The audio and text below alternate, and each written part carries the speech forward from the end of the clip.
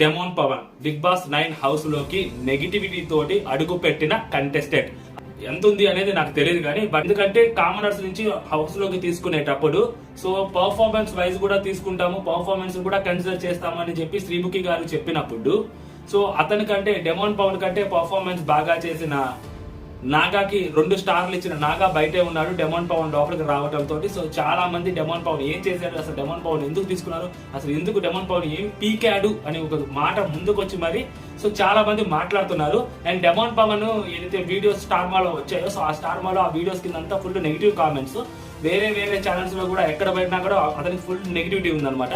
So నాగాని తీసుకోకుండా తీసుకున్నారని చెప్పి సో ఇప్పుడు ఆ నెగిటివిటీని పోగొట్టుకోవాలి అంటే ఖచ్చితంగా అతని చేతుల్లోనే ఉంటుంది. నాగా లోపలికి పంపించి ఇతను బయటకు పంపించలేరు కాబట్టి సో ఇతనే పోగొట్టుకోవాలి. ఇతను ఏ మాత్రం టాస్క్లు ఆడతాడు, ఇతను ఏ మాత్రం పర్ఫార్మెన్స్ చేస్తాడు అనే దాన్ని బట్టి ఇతనికి వచ్చిన నెగిటివిటీ అనేది పోతుంది అనమాట. మామూలుగా ఇతను ఎందుకు తీసుకున్నారంటే సో ఇతను తీసుకోవడానికి 2 రీజన్స్. ఒకటి ఓటింగ్ చాలా బాగా పడుతుంది, అండ్ నెక్స్ట్ సెకండ్ సెలబ్రిటీస్ లో కొంచెం ఫిజికల్ గా ఫిట్ ఉండే కంటెస్టెంట్స్, మేల్ కంటెస్టెంట్స్ దొరకలేదు. సో ఈ 2 రీజన్స్ తోటి ఇతను బిగ్ బాస్ హౌస్ లోకి పర్ఫార్మెన్స్ లేకపోయినా ఓటింగ్ ఉంది కదా, సో బిగ్ బాస్ హౌస్ లోకి వెళ్తే మేబీ టాస్క్లు ఆడి సో మేబీ ఇప్పుడు వచ్చిన నెగిటివిటీని పోగొట్టుకుంటాడు, లేకుంటే తన టాస్క్లు ఆడి మంచి ఫేమస్ అవుతాడు అని చెప్పి బిగ్ బాస్ టీం నమ్మి ఉంటుంది. అతను లోపలికి పంపించింది.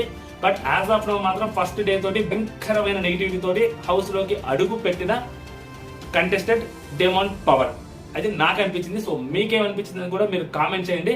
సో మన ఛానల్ ని సబ్స్క్రైబ్ చేసుకోండి, మోర్ ఇంట్రెస్టింగ్ అప్డేట్స్. జై హింద్.